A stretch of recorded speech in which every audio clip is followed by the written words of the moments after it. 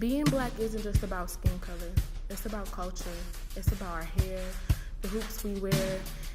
It's the things that we do. It's the way we walk. It's the way we talk. Being black is everything.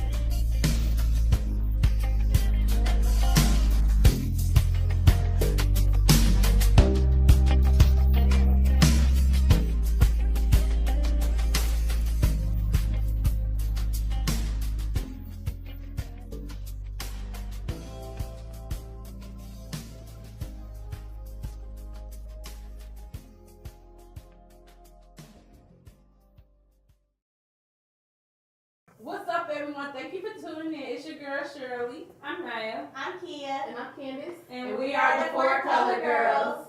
So you guys may be wondering, what is the Four Color Girls? What are we all about? So we're here to tell you today. So basically, the Four Color Girls is a place for us to just be able to express each other, talk about different topics, and also different experiences that we have all gone through, but also talk about topics that may be overlooked, that you may be going through at home, and sometimes you wonder if anybody else is going through the same thing. Yes. More importantly, back to safe places. One of the things that when we created what we're creating and what we're doing today is that we wanted to make sure we were able to connect with different individuals and see where they're coming from. And we said we will be able to do that by understanding everyone's safe place and where their comfort zone comes from and how they're able to find peace within themselves, because we're at this critical point with being a woman specifically. Your 20s, people always say your 20s are important. Yeah. But what are we doing to make sure we're progressing and furthering ourselves in the right places with the right mindset and doing things at our own beat with what's best for us, right? And a part of that, what we were saying earlier, is in your safe place, cleansing your mental, making sure you're pouring more into yourself than you're pouring into somebody else. So let's kind of like bring that back to the table and just kind of conversate about that and see what we can come up with together.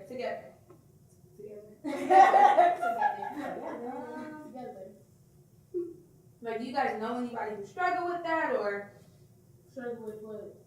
I don't really think that the problem is struggling with finding their safe space. It's actually what to do in that safe space. And I say that because not many people know that, okay, it's time for me to take care of myself. Mm-hmm. I'm helping everybody else. I'm pouring all my energy out to everybody else, making sure this person is good, making sure this person is good. But there is nobody checking in to make sure I'm good, not even myself. And that's important of these safe spaces. That's when it's time for you to kick out the outside world, focus on yourself, focus on making yourself better, make sure you energize, that you in a right mindset, because that will help you with progressing in your future or making sure everything is correct for you and your health. You said something before you say it. You said nobody is ever there to check on yourself. That hit me on a personal level. Because I've been dealing with who gonna check on Naya, like you were saying earlier. You struggle with that. Okay. Who really is the person to check on yourself? Or when do you feel like you had too much? And I think that comes back to what I said about comfort. And when I say comfort, I find comfort within myself, because it's not, I'm the only person who's gonna listen out. When I'm talking to myself, I'm going to listen to myself. I'm going to understand where I'm coming from because I have been in my own footsteps. If somebody haven't been in my footsteps or can't understand or ever even experience what I experienced, how can they help me? Well, they can give me their opinion on what they think I should do, but how can you help me if you've never been in my position? And I think that's what happens a lot with us. We expect for nobody to understand us. We expect for people to not experience what we have experienced, because we don't meet people that's openly talk about things that they go through. And when we finally do find that person, that's why it's like this. It is. Yeah. But before y'all just say this, I want to hear what y'all can say about the safe place that you find this, because I think a lot of people out there will be able to share with us with the experience. Have you ever, like, me personally, I struggle with my looks as a kid or growing up, and that's something I had to learn to get in a safe place with. Anybody else like ever experienced that? No, of course. So I've been a fat kid since I was a child. So, and I've also, my skin, like, my neck was mad dark. I'm just thinking of it. It was terrible, and then I was snagging tooth, and it was just bad, and like people would just be talking about me. Well, at least try to, but then my mouth, whew, get it, okay, but and like it was just because people, I don't know, people was just trying to get to me at that level, but it's like that's all that they could like really talk about because I was a cute child and I was always crispy too. So it's just like, and I'm for real, like mom kept me together like she had to. But when I noticed that became a problem with me like in my teenage years, because I always was like pulling down my clothes, just making sure I look okay because I was insecure.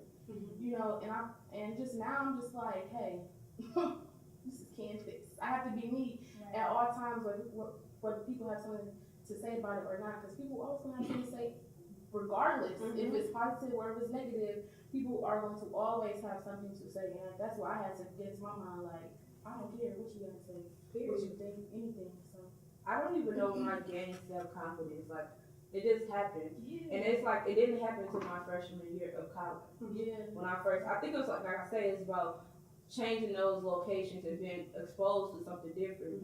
And that's what I got when I came to college. I was from Detroit, predominantly African-American schools, neighborhood as well. But then we go to this predominantly white institution. It's a whole different ballgame. You see so much. And then from there, I don't know if it was like I seen a new outlook on life, and it just made me like, okay, you gotta get your appearance together. And whatever happened, I'm happy it did because now I just feel like, For me, it was like my gap, and then everybody would always be like, "Oh, you cute to be dark skinned," and I used to always be like, excuse me, why can't I just be cute? Why do I have to be dark skinned to be cute? You know what I mean? And it was like my body, like I was always thick, and I always used to be like, oh, I want to be different. I want to be small or whatever, like everybody else. And it took me to be here in college for me to actually like really like love who I am, because it took me getting out of that location to be able to be like, okay, this is who I am. And people around me like loved on me and said, you know, like made me feel good about how I looked. And sometimes it was just like, wow, okay, stop making it look so negative and think about like the good of who you are. Like everybody want to close their gap. You don't want to close your gap, so make it look nice to you. And so, you know, that made me feel good about myself and just like my body and everything. I was like, you know, I'm gonna make this who I am, other than what it fit to be good for somebody else. My heart, for me, but my heart is something that you said, and it just clicked with me at that moment. Like, you know how you said people always like you thick, and that's all the thing that they see. Like, when I was young, I was so damn skinny. I always wanted to be thick, right? And I didn't really realize as a kid I wanted to be thick so bad. As I grew older, I consciously held it against myself, right? So I was insecure because I'm like, damn, why am I gonna ever be thick? Because I know that's what people want. They want thick girls, right? Or the girl with the big booty. And I'm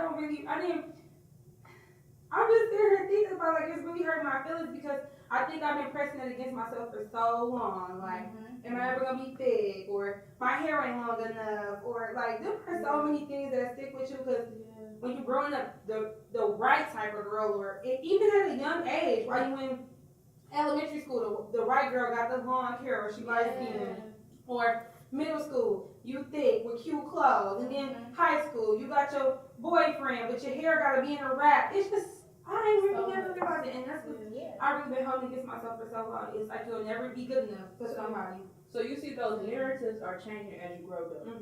So if we have like a young girl that's watching right now about the age of 15, what would you guys want to say to her? I want to say, baby, stay you. Don't ever let nobody force you to change yourself. If you are a virgin, you stay a virgin. Do not pressure, don't allow no man, no girl to even pressure you into taking that from you. Okay, you stay yourself, stay pure, stay focused on yourself. I would say to really like love who you are and don't let nobody change who you are. Try to fit you into a certain box of how you're supposed to look or what you're supposed to do, but actually genuinely find out what people may say about you and find the good things about it and love on yourself, because oftentimes that's what we gonna face until we this age and get older. Somebody's always gonna look at us differently. And so if we love ourselves, that can't get to us when somebody else is trying to make us look a different way because we know who we are. And for me, for 15-year-olds, but mainly too for 15 and up specifically, because I know I'm still going through this stuff right now to this day. I think that I would just tell them, figure out what's the problem, you know, and deal with it. Rather, if you need to talk to a counselor, you got to talk to somebody. Bottling up in the inside is not going to work. Or as you get older, you're going to keep locking those things in, and then you might become angry, or you may not become angry. But let it go. You know what I'm saying? Just let it go. That's what we're here to do too. Yeah, right. So, how would you guys feel like, now you see you've been able to talk out to young girls about what you face. How do you feel like, it would have been different if we had somebody doing what we're doing that taught us the same thing at the age of 15, or even younger, or even older. And that's what we're here to do. The Four Color Girls are here to do. We're changing narratives. Yes. And building community. This is about community conversation. It's gonna be real and raw. And if I had to leave you guys in one word today, it would be togetherness. We're all in this together. Enjoy your day. Thank you.